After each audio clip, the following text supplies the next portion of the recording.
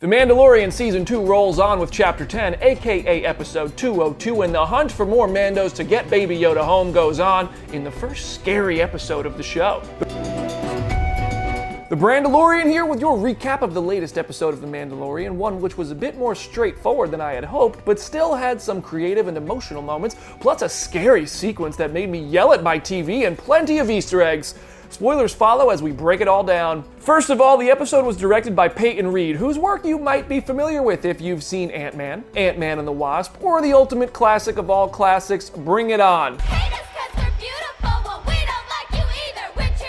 So it should come as no surprise that the Ant-Man director is giving the ants from Honey, I Shrunk the Kids more work as creepy little gamblers in cantinas. But actually, this thing is Dr. Mandible. It's a Killick, which is a species that has only been introduced in a Dark Nest Star Wars novel.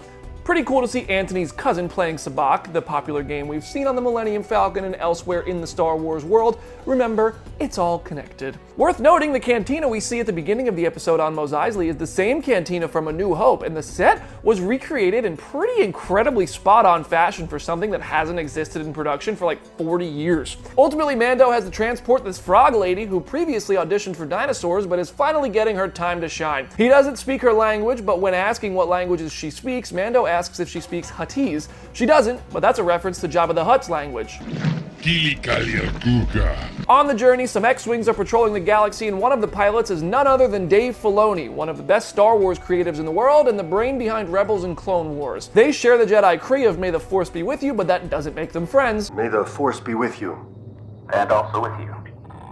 A pursuit ensues, Mando comes crashing down, and this just might be my own made-up mind looking for Easter eggs, but when the Razor Crest hits Ground Zero, the look of it gave me vibes of when Luke's X-Wing crashed and he had to learn to use the Force to get it out of the water, but this could just be a coincidence. Frog Lady talks to Mando through Zero, an evil droid first introduced in Chapter 6 last season, and she's all about transporting her eggs to her husband on Trask, even using the Mandalorian Kree against Mando to make him follow through on the mission.